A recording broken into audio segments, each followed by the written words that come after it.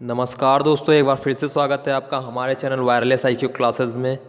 दोस्तों फिर से लेकर हाजिर हूँ आपका 10 का डोज, मतलब कि 10 इम्पॉर्टेंट क्वेश्चन एग्ज़ाम के व्यू से। तो चलते हैं आज के सेशन पर। आज का जो सेशन है काफ़ी इम्पॉर्टेंट है। अगर आप हमारे यूट्यूब चैनल पर पहली बार आए हैं तो प्लीज़ हमारे चैनल को सब्सक्राइब कर लीजिएगा और बेल आइकन को दबाना बिल्कुल ना भूलिएगा, जिससे कि आपको इसी तरह के क्वेश्चन सबसे पहले मिल जाएं। और अगर आपको इस वीडियो की पीडीएफ चाहिए तो आप हमारे टेलीग्राम ग्रुप से जुड़ सकते हैं, ठीक है ना दोस्तों। चलते हैं आज के सेशन पर जो काफ़ी इम्पोर्टेंट है। तो आज के सेशन का जो पहला क्वेश्चन है कि फूट डालो शासन करो की नीति किसने अपनाई थी। हमारे ऑप्शन है A Lord Curzon, B Lord Wellesley, C Lord Minto, या ऑप्शन नंबर डी ए और बी दोनों। तो जो हमारा सही आंसर होगा दोस्तों वह होगा ऑप्शन नंबर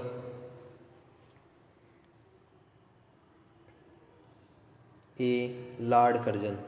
जो फूट डालो और शासन करो की नीति किसने अपनाई थी, जो उस समय के वायसराय थे लॉर्ड कर्जन ने अपनाई थी, ठीक है ना दोस्तों। तो जैसे कि आप लोग को पता होगा कि जो फूट डालो शासन करो की नीति जो कहते हैं कि अंग्रेजों ने अपनाई थी, तो क्वेश्चन इसमें ये नहीं आता कि किसने वो मतलब कि अंग्रेजों ने अपनाई थी, उसमें पूछा जाएगा कि किसने अपनाई थी, तो वो थे लॉर्ड कर्जन। इसी के आधार पर इन्होंने 1905 में बंगाल विभाजन कर दिया था। इसी की जो ये यही चाहते थे कि मतलब कि फूट डालो शासन करने की नीति का पालन कर रहे थे। चलते हैं अगले क्वेश्चन पर। हमारा अगला क्वेश्चन है फ्रंटियर गांधी के नाम से किसे बुलाया जाता है। फ्रंटियर गांधी या मतलब कि सीमांत गांधी के नाम से किसे बुलाया जाता है। हमारा ऑप्शन है A Mahatma Gandhi, B Khan Abdul Ghaffar Khan, C Rajagopalachari, option number D Lala Lajpat Rai. जो दोस्तों सही आंसर होगा वह होगा ऑप्शन नंबर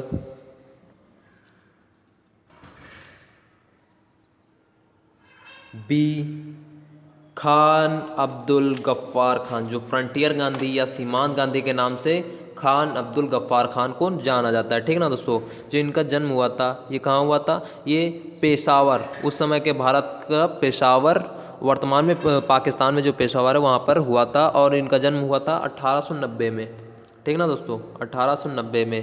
कई बार क्वेश्चन पूछ सकते हैं। और जो इन्होंने क्या स्वतंत्रता संग्राम में भाग लेना और अपने कार्य जो है निष्ठा से कारण इनको सरहदी गांधी मतलब सीमांत गांधी या फ्रंटियर गांधी के नाम से जाना जाता है। और इन्हें भी इन्हें कई उपनाम से जाना जाता है, जैसे बच्चा खां, क्या कहा जाता है, बच्चा खां, बच्चा खां। और इन्हें बादशाह खां के नाम से भी जाना जाता है, क्या, बादशाह खां के नाम से भी जाना जाता है, ठीक ना दोस्तों। और इन्होंने एक बहुत इंपॉर्टेंट क्वेश्चन बनता है कि खुदाई खिदमतगार, ठीक ना दोस्तों। जो खुदाई खिदमतगार एक संगठन है, इन्होंने स्थापना की थी। किसने, खान अब्दुल गफ्फार खान ने, जी ने स्थापना तक की थी। क्या नाम था उसका, खुदाई खिदमतगार, जिसे बाद में क्या कहा, लाल कुर्ती दल, ठीक है ना दोस्तों। कब की थी, 1920 में। 1920 में खुदाई खिदमतगार संगठन की स्थापना की थी। और जो इनकी मृत्यु हुई थी वो कब हुई थी, 20 जनवरी, कब, 20 जनवरी 1988 को इनकी मृत्यु हो गई थी, ठीक ना दोस्तों। इससे इतने क्वेश्चन इंपॉर्टेंट बन सकते हैं, ठीक है ना। चलते हैं अगले क्वेश्चन पर। हमारा अगला क्वेश्चन है 2014 में निम्नलिखित में से किस स्थान, ऐतिहासिक स्थान के निकट सरकार ने भारत में एक राष्ट्रीय युद्ध स्मारक बनाने की घोषणा की है। हमारे ऑप्शन है A Lal Qila, B India Gate, C Jantar Mantar, या option number D Qutub Minar. जो हमारा सही आंसर होगा वह होगा option number B India gate.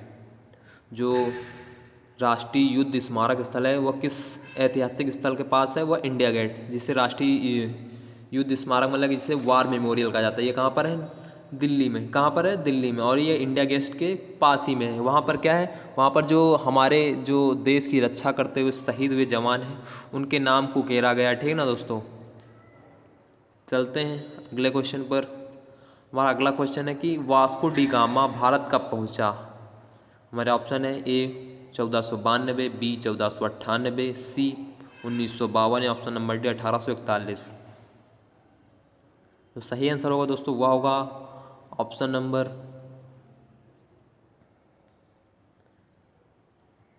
B 1498। जो वास्को डी गामा भारत कब पहुंचा था, 1498। कहाँ पहुंचा था, कालीकट, कहाँ पर? कालीकट, ठीक है ना, कालीकट पहुंचा था 1498 में। और ये कौन था? ये पुर्तगाली नाविक था, ठीक है ना दोस्तों। इसीलिए कौन आया था सबसे पहले? पुर्तगाली आए थे ना भारत पर। सबसे पहले कौन आया था? पुर्तगाली। तो ये वास्को डी गामा सबसे पहले पुर्तगाली नाविक भारत पहुंचा था। कब? 1498 में।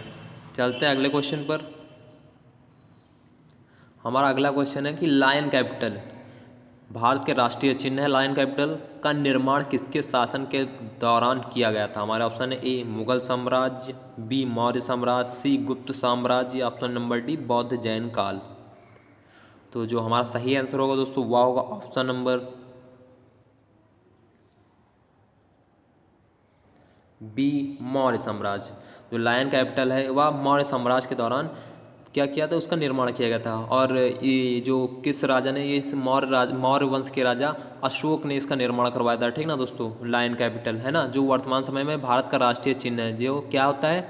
जो 4 सिंह हैं वो पीठ सटाकर बैठे खड़े हुए होते हैं ना, वही लायंस, जो लायन कैपिटल जिसे कहते हैं, ठीक है ना दोस्तों। चलते हैं अगले क्वेश्चन पर। हमारा अगला क्वेश्चन है कि गांधीवादी, क्या है?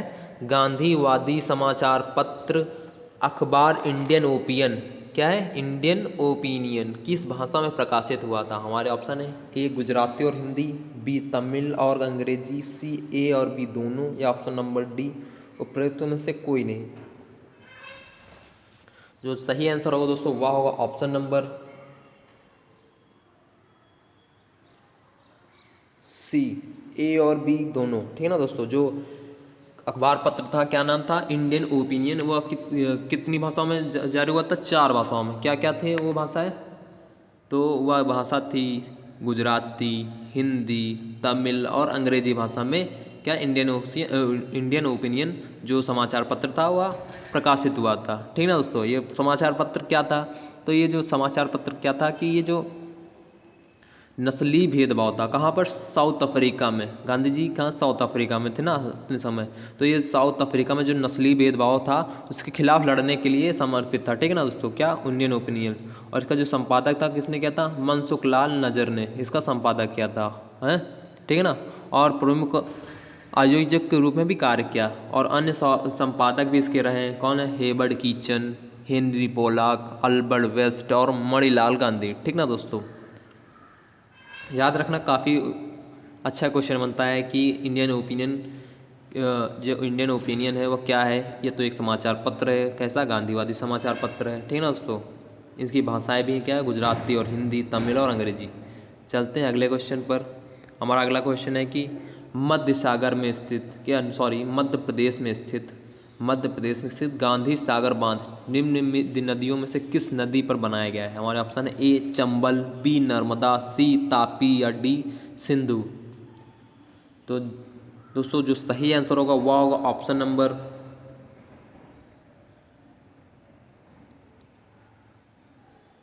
ए चंबल, ठीक ना दोस्तों। जो गांधी सागर बांध है वह किस नदी पर बनाया गया है? चंबल नदी पर। किस नदी पर? चंबल नदी पर बनाया गया हुआ है, ठीक है ना दोस्तों। और चंबल नदी पर 3 और प्रमुख बांध बने हुए इसके अलावा। ये कहाँ? तो सबसे पहले बात कीजिए अगर गांधी सागर बांध, तो ये कहाँ पर है? ये मध्य प्रदेश में, तो पता है कहाँ पर है? मध्य प्रदेश के मंदसौर और नीमच जिले में स्थित है, ठीक ना दोस्तों। और इस पर अन्य 3 सागर बांध कौन से हैं? एक तो जवाहर सागर बांध है। कौन सा? जवाहर सागर बांध, जवाहर सागर बांध। इसके बाद है कौन सा है? राणा प्रताप सागर बांध, ठीक है ना दोस्तों, राणा प्रताप सागर बांध। और एक कोटा बैराज, राणा सागर प्रताप बांध, एक कोटा बैराज, ठीक ना दोस्तों। ये 3 अन्य इस पर बनाए गए बांध हैं, ठीक ना दोस्तों, चंबल नदी पर। ये 4 प्रमुख बांध हैं कौन कौन से? एक तो गांधी सागर, एक तो जवाहर सागर, एक राणा प्रताप सागर और एक कोटा बैराज। चलते हैं अगले क्वेश्चन पर। हमारा अगला क्वेश्चन है कि जो CFC के उत्पादन को घटाने के लिए एक प्रोटोकॉल है उसे किस नाम से जाना जाता है? हमारे ऑप्शन है A CFC protocol, B IR protocol, C Montreal protocol, या option number D UV protocol. जो सही आंसर होगा दोस्तों वह होगा ऑप्शन नंबर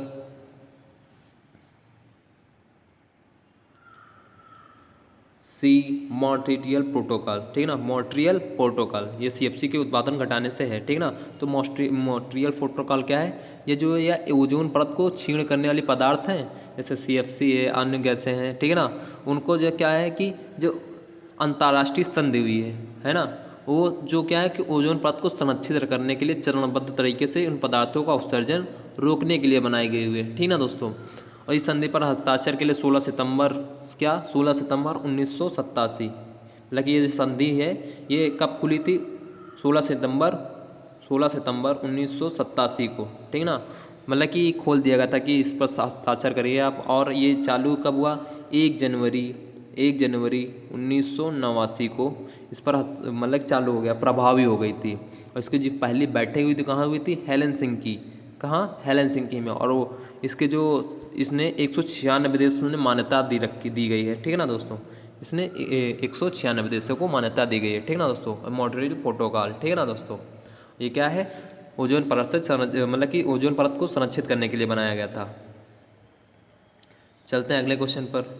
हमारा अगला क्वेश्चन है, काफ़ी इंपॉर्टेंट क्वेश्चन है कि गांधी इरविन समझौते पर किस वर्ष हस्ताक्षर किए गए। हमारे ऑप्शन है A 1930, B 1931, C 1932 या ऑप्शन नंबर D 1933। जो हमारा सही आंसर होगा दोस्तों वह होगा ऑप्शन नंबर B 1931। जो गांधी इरविन समझौता है या इसे गांधी इरविन पैक्ट भी कहते हैं, ये कब किस वर्ष हस्ताक्षर किए थे, तो 1931 ईस्वी में, ठीक है ना दोस्तों, कब, 1931 ईस्वी में। तो यह एक राजनीतिक समझौता था, ठीक है ना दोस्तों, जिसे कब 5 मार्च 1931 को महात्मा गांधी और तब के वायसराय थे भारत में, तब के वायसराय थे कौन, लॉर्ड इरविन। कब, 1931 में वायसराय कौन था, तो लॉर्ड इरविन थे ना, उनके मध्य हुआ था। और यह किस लिए हुआ था कि गोलमेज सम्मेलन में ये कांग्रेस से भाग नहीं ले रही थी, इसके लिए से गांधी इरविन मतलब कि जो वायसराय थे इरविन साहब, लॉर्ड इरविन, इन्होंने भैया गांधी जी को बुलाया, भाई आइए भैया आप मतलब कि वहाँ से दबाव था इनके ऊपर, इरविन के ऊपर, कि आप वो जो भारत की जो कांग्रेस है उनको इसको गोलमेज सम्मेलन में भाग लेना है। तो इन्होंने, गांधी जी ने कहा कि भैया भाग तो लेंगे हम, लेकिन आप कुछ शर्तें हैं। तो इसमें क्या थी, शर्तें थी, ठीक है ना। तो जो गांधी इरविन समझौता हुआ था उन द्वितीय गोलमेज सम्मेलन के पहले हुआ था, ठीक ना दोस्तों। उनमें शर्तें भी थी कि जो हुआ क्या हुआ था कि जो शर्तें थी कि जो हिंसा करते हुए जो बंद हुए हैं आपके स्वतंत्रता सेनानी, तो उनको छोड़कर बाकी सबको रिहा किया जाए, ठीक है ना दोस्तों, कारावास से मुक्त कर दिया जाए। और जो समुद्र किनारे भारतीयों को भी नमक बनाने का अधिकार मिले। और जो जितनी भी संपत्ति जो जब्त की गई थी, जब मतलब कि आंदोलन हो रहे थे आंदोलनकारियों की, उनकी संपत्ति को वापस किया जाए, ठीक है ना दोस्तों। और उधर से भी कुछ शर्तें थी, क्या थी उधर से शर्तें थी कि सविनय अवज्ञा आंदोलन को स्थगित कर दिया जाए। और गोलमेज सम्मेलन में आपको भाग लेना पड़ेगा। और क्या था, और क्या जो ब्रिटिश सामान का बहिष्कार आप मतलब कि ना करें, मतलब कि बंद कर दे ब्रिटिश सामान का बहिष्कार, ठीक है ना दोस्तों। चलते हैं अगले क्वेश्चन पर। हमारा अगला क्वेश्चन, उस समय ब्रिटिश भारत का तत्कालीन गवर्नर जनरल कौन था जब सती प्रथा अवैध और दंडनीय घोषित की थी। हमारे option A Lord Cornwallis, B Lord Wellesley, C Lord William Bentinck या option number D Warren Hasting. हमारा जो सही आंसर होगा वो दोस्तों वह होगा option number C Lord William Bentinck, ठीक है ना दोस्तों। जो सती प्रथा थी वह किस गवर्नर जनरल के शासनकाल में मतलब कि अवैध दंडनीय घोषित हुई, तो लॉर्ड विलियम बेंटिक। दोस्तों काफ़ी इंपॉर्टेंट क्वेश्चन, कई बार पूछा गया कि जो लॉर्ड विलियम मतलब कि सती प्रथा का अंत किस गवर्नर जनरल ने किया था, तो लॉर्ड विलियम बेंटिक ने। तो ये सती प्रथा क्या था, राजा राम मोहन राय और अन्य लोगों की अभियान और पैरवी के कारण लॉर्ड विलियम बेंटिक द्वारा 4 दिसंबर कब हुई थी, 4 दिसंबर 1829 को बंगाल प्रेसिडेंसी के तहत देश में सती प्रथा को औपचारिक रूप से प्रतिबंधित कर दिया गया था। अगर आप इस सती प्रथा को बढ़ावा देते तो आपका हत्या का दोषी ठहराया जाता था, ठीक ना दोस्तों। चलते हैं अगले क्वेश्चन पर। जो हमारा जो अगला क्वेश्चन है वो लास्ट वीडियो का क्वेश्चन है कि अविश्वास प्रस्ताव कहाँ पर पारित किया जाता है, ठीक ना दोस्तों। हमारे ऑप्शन थे ए केवल लोकसभा में, केवल राज्यसभा में, या सी राज्यसभा और लोकसभा दोनों में। तो जो सही आंसर होगा दोस्तों वह होगा ऑप्शन नंबर ए केवल लोकसभा में जो अविश्वास प्रस्ताव है वो सरकार के प्रति मतलब कि पारित किया जाता है, तो वह कहाँ, केवल लोकसभा में पारित किया जाता है। ठीक ना दोस्तों, अविश्वास प्रस्ताव। चलते हैं आज के इस वीडियो के सेशन पर।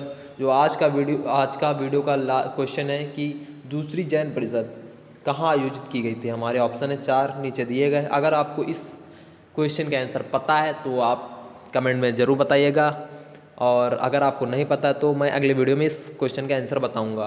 तो तब तक के लिए जय हिंद।